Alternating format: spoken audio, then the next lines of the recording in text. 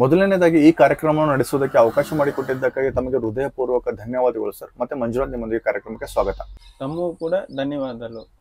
Sir, ತಮ್ಮ ಪರಿಚಯವನ್ನ ಮಾಡಿಕೊಡಿ. ನಮ್ಮ ಹೆಸರು ಭೂಪತಿ. ನಾವು ತಮಿಳ್ನಾಡು, ವೇಲೂರು ಡಿಸ್ಟಿಕ್.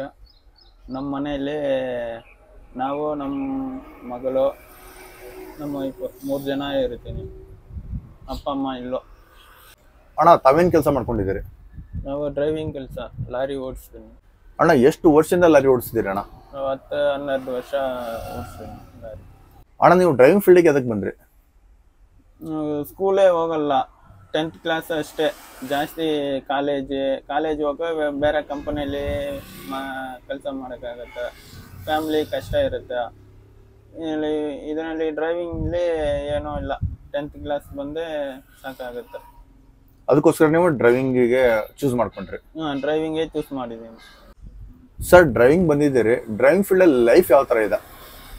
ಲೈಫ್ ಚೆನ್ನಾಗಿರುತ್ತೆ, ಸ್ವಲ್ಪ ಕಷ್ಟನೇ ಇರುತ್ತೆ. ಕಷ್ಟ ಅಂದರೆ ಮನೆ ಬಿಟ್ಟು ಹಂಗೆ ಹೋಗ್ತೀನಿ. ಮನೆಗೆ ಏನೋ ಹೋಗೋಕ್ಕಾಗಲ್ಲ, ಟೈಮ್ಗೆ ಹೋಗೋಕ್ಕಾಗಲ್ಲ. ನಾವು ಇಲ್ಲೇ ಚೆನ್ನೈಯಿಂದ ಬೆಂಗಳೂರು ಬಂದಿದ್ದೀವಿ. ಅದೇ 1 ದಿನ ಆಯಿತು. ರಿಟರ್ನ್ ಹೋಗೋಕ್ಕೆ 2-3 ದಿನ ಆಗುತ್ತೆ. ಬೇರೆ ಕೆಲಸ ಅಂತ ಬೆಳಗ್ಗೆ ಹೋಗಿ ಸಾಯಂಕಾಲ ಮನೆಗೆ ಬರೋಕ್ಕಾಗತ್ತೆ. ಡ್ರೈವಿಂಗಲ್ಲಿ ಆ ಥರ ಇಲ್ಲ. ಸರ್, ತಮ್ಮದು ಡೈಲಿ ರೂಟೀನ್ ಯಾವ ಥರ ಇರುತ್ತೆ? ಡೈಲಿ ರೂಟೀನ್ ಅಂತ ಅಲ್ಲಿ ಟ್ರಾನ್ಸ್ಪೋರ್ಟಲ್ಲಿ ಗಾಡಿ ಕೊಡ್ತಾರೋ, ಎಲ್ಲಿ ಲೋಡ್ ಅಂತ ಗೊತ್ತಿಲ್ವಾ, ಫೋನ್ ಮಾತಾಡ್ತಾರೋ. ನೀವು ಗಾಡಿಯಲ್ಲಿ ಹೋಗಿ ಸ್ಟಾರ್ಟ್ ಮಾಡಿ ಹೇಳ್ಬೇಕು, ಗಾಡಿಯಲ್ಲಿ ಬಂದಿದ್ದೀನಿ, ಎಲ್ಲಿ ಲೋಡ್ ಅಂತ. ಅವರು ಚೆನ್ನೈಯಿಂದ ಬೆಂಗಳೂರು, ಹುಬ್ಳಿ, ಗೋವಾ ಎಲ್ಲಿ ಹೇಳ್ತಾರೋ ಅಲ್ಲಿ ನಾವು ಹೋಗ್ಬೇಕು. ಮನೆ ಗಾಡಿಯಲ್ಲಿ ಇದು ಅಡಿಗೆನೇ ಗಾಡಿಯಲ್ಲೇ ಮಾಡ್ತೀನಿ. ಟೈಮ್ ಇರೋದ ಗಾಡಿಯಲ್ಲಿ ಮಾಡ್ತೀನಿ, ಇಲ್ಲಿಂದ ಹೋಟೆಲ್ಲೇ ತಿನ್ಬೇಕು. ಸರ್, ತಮಗೆ ಡ್ರೈವಿಂಗ್ ಫೀಲ್ಡ್ ಯಾವತ್ತಾದ್ರೂ ಕಷ್ಟ ಅಂತ ಅನ್ಸಿದೆಯಾ? ಕಷ್ಟ ಅಂತ ಯಾವ್ದು ಕೆಲಸ ಹೋಗಿ ಕಷ್ಟ ಇರುತ್ತೋ, ಡ್ರೈವಿಂಗಲ್ಲಿ ಕಷ್ಟ ಇರುತ್ತೋ. ನಾವು ಇಷ್ಟಪಟ್ಟು ಕೆಲಸ ಮಾಡಬೇಕು ಅದರಲ್ಲಿ. ಸರ್, ತಾವು ಸುಮಾರು 12 ವರ್ಷಗಳಿಂದ ಡ್ರೈವಿಂಗ್ ಫೀಲ್ಡಲ್ಲಿ ಇದ್ದೀರಿ. ತಮಗೆ ಯಾವುದೋ ತೊಂದರೆಗಳಾಗಿದಾವ ಸರ್? ತೊಂದರೆ ಆಗಿದ್ದು ಅದ ಲೈನಲ್ಲಿ ತೊಂದರೆ ಇರುತ್ತೆ. ನಾವು ಸ್ವಲ್ಪ ನೋಡ್ಕೊಂಡು ಹೋಗ್ಬೇಕು. ಎಲ್ಲಿ ರಾಬ್ರಿ ಇರುತ್ತೋ ಅಲ್ಲಿ ನೈಟಲ್ಲಿ ಗಾಡಿ ಓಡಿಸೋಕ್ಕಾಗಲ್ಲ. ಮಲ್ಕೊಂಡ್ರೆ ಆಮೇಲೆ ಬೆಳಗ್ಗೆನೆ ಹೋಗೋಕ್ಕೆ ಏನೂ ಆಗಲ್ಲ. ಬೆಳಗ್ಗೆ ಹೋಗೋಕ್ಕೆ ಏನೂ ಆಗಲ್ಲ. ಬೆಳಗ್ಗೆ ಹೋಗುತ್ತೆ, ಪೊಲೀಸವ್ರು ಇರ್ತಾರೋ, RTO ಇರ್ತಾರೆ. ಅವ್ರಿಗೆ ಮಾಮೂಲು ಎಲ್ಲ ಕೊಡಬೇಕು. ನಾವು ಕೊಟ್ಬಿಟ್ಟು ಹೋಗ್ತೀನಿ. ಅಣ್ಣ, ರಾಬರಿ ಅಂದ್ರೆ ಯಾವ ತರ ರಾಬರಿ ಆಗುತ್ತೆ ಅಂತ ತಿಳ್ಕೊಬಹುದಾ?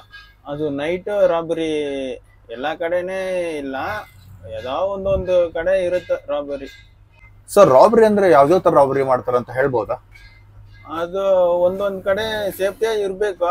ಸೇಫ್ಟಿ ಇಲ್ಲ ಅಂದ್ರೆ ನಾವು ನೈಟಲ್ಲಿ ಮಲ್ಕೊಂಡಿದ್ದಾರೆ, ಸ್ಟೆಪ್ನಿ ತಗೊಂಡು ಹೋಗ್ತಾರೋ, ಡೀಸೆಲು, ಬ್ಯಾಟ್ರಿ ಅದೆಲ್ಲ ಕಿತ್ತಕೊಂಡು ಹೋಗಿದಾರೋ. ರನ್ನಿಂಗಲ್ಲಿ ಮೆಟೀರಿಯಲ್ ರಾಬರಿ ಮಾಡ್ತಾರೋ, ಅದಕ್ಕೆ ನಾವು ಸೇಫ್ಟಿ ಇರಬೇಕು. ಅಣ್ಣ, ಯಾರಾದ್ರೂ ಹೊಸದಾಗಿ ಡ್ರೈವಿಂಗ್ ಫೀಲ್ಡಿಗೆ ಬರ್ಬೇಕಂತಂದ್ರೆ ತಾವೇನು ಹೇಳಕ್ ಇಷ್ಟಪಡ್ತೀರಿ? ಬರ್ಲಿ, ಅವ್ರು ಇಷ್ಟಪಟ್ಟು ಬರೋಕ್ಕಾಗುತ್ತಾ? ಎಲ್ಲ ಕೆಲಸಲ್ಲಿ ಕಷ್ಟ ಇರುತ್ತೋ, ಇದರಲ್ಲಿ ಸ್ವಲ್ಪ ಕಷ್ಟ ಜಾಸ್ತಿ ಇರುತ್ತೆ. ನೈಟ್ ಸ್ಲೀಪಿಂಗ್ ಜಾಸ್ತಿ ಇಲ್ಲ, ನೈಟು ರನ್ನಿಂಗ್ ಆಗುತ್ತೆ ಇದು ಡ್ರೈವಿಂಗ್ ಫೀಲ್ಡಲ್ಲಿ. ಅಣ್ಣ, ತಮಗೆ ಸ್ಯಾಲ್ರಿ ಅಂತ ಬಂದಾಗ ಯಾವ ಥರ ಸ್ಯಾಲ್ರಿ ಇರುತ್ತೆ ಅಣ್ಣ? ಸ್ಯಾಲ್ರಿ ಒಂದೊಂದು ಕಂಪನಿಯಲ್ಲಿ ಮಂತ್ಲಿ ಸ್ಯಾಲ್ರಿ ಕೊಡ್ತಾರೋ, ಒಂದೊಂದು ಕಂಪನಿಯಲ್ಲಿ ಪರ್ಸಂಟೇಜಲ್ಲಿ ಕೊಡ್ತಾರೋ, 12% ಕೊಡ್ತಾರೋ. ಮಂತ್ಲಿ ಸ್ಯಾಲ್ರಿ ಅಂತ 15 to 20 ಸಾವಿರ ಬರುತ್ತೆ ಮಂತ್ಲಿ ಅಷ್ಟೇನೆ. ಪರ್ಸೆಂಟೇಜ್ ಅಂತಂದ್ರೆ 12%, 13. ಒಂದೊಂದು ಕಂಪನಿಯಲ್ಲಿ ಡಿಫ್ರೆಂಟ್ ಆಗುತ್ತೆ. 100ಗೆ 12%. ಸರ್, ಗಾಡಿ ಲೋಡ್ ಮಾಡಬೇಕಾದ್ರೆ ಯಾವ್ಯಾವ್ದು ಐಟಮ್ಸ್ನ ಹಾಕ್ಬೋದು? ಎಲ್ಲ ಇಂಡಸ್ಟ್ರಿಯಲ್ ಏರಿಯಾವಲ್ಲಿ ಎಲ್ಲ ಲೋಡು ಗಾಡೀಲಿ, ಲಾರಿಯಲ್ಲಿ ಹೋಗುತ್ತೆ. ಶಿಪ್ಪಿಂಗ್ ಎಲ್ಲ ಅದು ಕಾಸ್ಟ್ಲಿ ಲೋಡು ಬರುತ್ತೆ. ಒಂದೊಂದು ಲೋಡ್ ಕಾಸ್ಟ್ಲಿ ಬರುತ್ತೆ, ಜಾಸ್ತಿ ಕಾಸ್ಟ್ಲಿ ಅಂತ ಓಪನ್ ಟ್ರಕ್ಕಲ್ಲಿ ಆಗಲ್ಲ, ಕಂಟೈನರಲ್ಲಿ ಹಾಕ್ಬಿಟ್ಟು ಹೋಗ್ತಾರೆ, ಅದೇ ಸೇಫ್ಟಿ ಇರುತ್ತೆ ಅಂತ. ಸರ್ ಹೆವಿ ಕಾಸ್ಟ್ಲಿ ಮಟೀರಿಯಲ್ಸ್ ಅಂತಂದ್ರೆ ಯಾವ್ದಾದ್ರು ಬರುತ್ತೆ ಸರ್? ಕಾಸ್ಟ್ಲಿ ಅಂತ ಮೆಡಿಸಿನ್ ಕಾಸ್ಟ್ಲಿ ಇರುತ್ತೆ, ಮತ್ತು ಅಲ್ಯೂಮಿನಿಯಂ, ಡ್ರಿಂಕ್ಸ್, ಪೇಂಟಿಂಗ್, ಅಷ್ಟೇ ಜಾಸ್ತಿ ಇರುತ್ತೆ, ನಮ್ಗೆ ಇದೇ ಗೊತ್ತಾಗುತ್ತೆ. ಅಣ್ಣ ಇವಾಗ ನಂದೊಂದು ವೆಹಿಕಲ್ ಇದೆ, 12 ವೀಲರ್ ವೆಹಿಕಲ್ ಇದೆ, ಹೆವಿ ಕಾಸ್ಟ್ಲಿ ಮಟೀರಿಯಲ್ ಹಾಕ್ಬಿಟ್ಟಿದ್ದೀನಿ. ನಾನು ಒಂದು ಪಾಯಿಂಟಿಂದ ಇನ್ನೊಂದು ಪಾಯಿಂಟಿಗೆ ಹೋಗ್ಬೇಕು, ಸುಮಾರು ಅರ್ಧಕ್ಕರ್ಧ ಮಟೀರಿಯಲ್ ನನ್ನ ರಾಬ್ರಿ ಮಾಡಿಬಿಟ್ಟಿದ್ದಾರೆ, ಕಳ್ತನ ಮಾಡಿಬಿಟ್ಟಿದ್ದಾರೆ. ಮುಂದೆ ಏನು ಪ್ರೊಸೀಜರ್ ಇರುತ್ತೆ ಅಣ್ಣ ಅದು? ಪ್ರೊಸೀಜರ್ ಅಂತ ಫಸ್ಟ್ ನೀವು ಪೊಲೀಸ್ ಸ್ಟೇಷನ್ಲಿ ಹೋಗಿ ಪೊಲೀಸ್ ಸ್ಟೇಷನ್ಲಿ ಕಂಪ್ಲೇಂಟ್ ಕೊಡಬೇಕು. ಸರ್ ನಾವು ಇಲ್ಲಿಂದ ಇಲ್ಲಿಗೆ ಬಂದಿದ್ದು, ಲೋಡ್ ತಗೊಂಡ್ಬಂದಿದ್ದು, ಅದು ರಾಬರಿ ಆಯಿತು, ನಮ್ಗೆ ಗೊತ್ತಿಲ್ಲ ಸರ್, ನೀವು ಕಂಪ್ಲೇಂಟ್ ಕೊಟ್ಟು FIR ತೆಗಿಬೇಕು. ಅದು ಫಸ್ಟ್ FIR ತಗೊಂಡ ಆಮೇಲೆ ನಮ್ಮ ಟ್ರಾನ್ಸ್ಪೋರ್ಟಲ್ಲಿ ಕೊಡಬೇಕು. ಅವರು ಹೇಳ್ತಾರೆ, ಟ್ರಾನ್ಸ್ಪೋರ್ಟಲ್ಲಿ ಅವರು ಕಂಪನಿಗೆ ಇನ್ಫಾರ್ಮ್ ಕೊಡ್ತಾರೆ, ಈ ಗಾಡಿಯಲ್ಲಿ ಹೋಗಿದ್ದು ಮೆಟೀರಿಯಲ್ ಇಲ್ಲಿ ರಾಬರಿ ಆಯಿತು, ಅದೇ ಕಂಪ್ಲೇಂಟ್ FIR ಕೊಟ್ಟಿದ್ದಾರೆ ಅಂತ. FIR ಕೊಟ್ಟರೆ ಇನ್ಸೂರೆನ್ಸ್ ಕ್ಲೈಮ್ ಆಗುತ್ತೆ, ಇಲ್ಲಾಂತ ಇನ್ಸೂರೆನ್ಸ್ ಕ್ಲೈಮ್ ಆಗಲ್ಲ. ಅಣ್ಣ ಈ ತರ ರಾಬ್ರೀಸ್ ಎಲ್ಲ ಆಗ್ಬಾರ್ದು ಅಂತಂದ್ರೆ ನಾವು ಯಾವ ತರ ಪ್ರಿಕಾಷನ್ ತಗೋಬೇಕು? ಫಸ್ಟ್ ಅದೇ ಕರೆಕ್ಟ್ ಅಣ್ಣ, ನಮ್ಮ ಸೇಫ್ಟಿ ನಾವು ಇರಬೇಕು. ಲೋಡ್ ಮಾಡಿ ಬಿಟ್ಟಿದ್ದಾರೆ, ನೈಟ್ ಬಿಡ್ತಾರೆ ಎಲ್ಲ, ನೈಟ್ ಕಂಪನಿಯಲ್ಲಿಂದ ಒಂದು 100 ಕಿಲೋಮೀಟ್ರ್ 50 ಕಿಲೋಮೀಟ್ರ್ ಬರೋಕ್ಕಾಗತ್ತ. ಎಲ್ಲಿ ರಾಬರಿ ಮಾಡ್ತಾರಂತ ಗೊತ್ತಾಗ್ಬೇಕು, ಬೇರೆ ಡ್ರೈವರ್ ಕೇಳಬೇಕು, ಅಣ್ಣ ನಾವು ಇಲ್ಲಿಂದ ಅಲ್ಲಿ ಹೋಗ್ತೀನಿ, ಹೋಗಕ್ಕಾಗತ್ತಾ ನೈಟ್? ಅವರು ಹೇಳ್ತಾರ, ಅಲ್ಲಿ ರಾಬರಿ ಇರುತ್ತೋ ಅಲ್ಲಿ ಹೋಗ್ಬೇಡ ಅಂತ. ನಾವು ಸೇಫ್ಟಿಯ ಎಲ್ಲಿ dhaba, bunk, petrol bunk, parking, ಗಾಡಿಯಲ್ಲಿ ಎಲ್ಲಿ ಜಾಸ್ತಿ ಇರುತ್ತೋ ಅಲ್ಲಿ ಹೋಗಿ ಪಾರ್ಕಿಂಗ್ ಮಾಡಿಬಿಟ್ಟು ಡೇನೇ ಒಂದಿನ ಲೇಟ್ ಆಗುತ್ತಾ ಏನು ಪ್ರಾಬ್ಲಮ್ ಇಲ್ಲ. ರಾಬ್ರಿ ಯಾರಾದ್ರು ತಗೊಂಡು ಹೋಗ್ತಾರಂತ ಫುಲ್ ಕಷ್ಟ ಆಗುತ್ತೆ. ಅಣ್ಣ ಕೆಲವೊಂದು ವೆಹಿಕಲ್ ಅಲ್ಲಿ ಹೆವಿ ಲೋಡ್ ಆಗಿರುತ್ತೆ, ಹೊರಗಡೆ ಲೋಡಿಂಗ್ ಅನ್ಲೋಡಿಂಗ್ ಪಾಯಿಂಟ್ ಇದ್ರೆ ಏನ್ ತೊಂದರೆ ಇರಂಗಿಲ್ಲ. ಬಟ್ ಸಿಟಿ ಒಳಗಡೆ ಹೋದಾಗ ನಿಮ್ಗೆ ಯಾವ್ದು ತೊಂದರೆಗಳಾಗಿದೆಯಾ?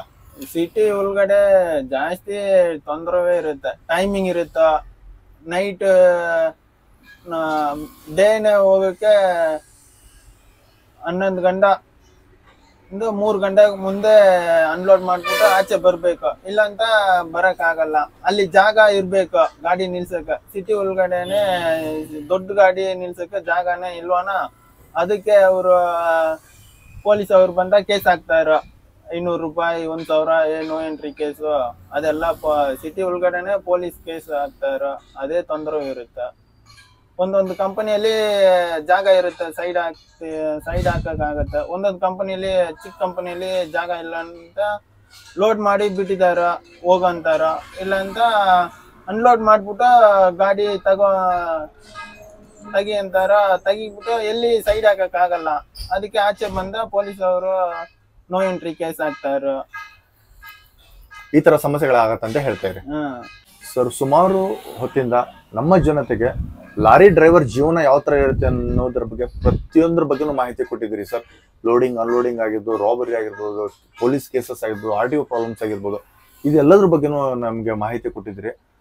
ಈ ಸಮಯಕ್ಕಾಗಿ, ಈ ಅವಕಾಶಕ್ಕಾಗಿ ನಾವು ನಿಮಗೆ ಹೃದಯಪೂರ್ವಕ ಧನ್ಯವಾದಗಳನ್ನ ತಿಳಿಸ್ತಾ ಈ ಕಾರ್ಯಕ್ರಮನ ಇಲ್ಲೇ ಮುಗಿಸ್ತೀವಿ ಸರ್. ನಮಸ್ತೆ. ಧನ್ಯವಾದಗಳು.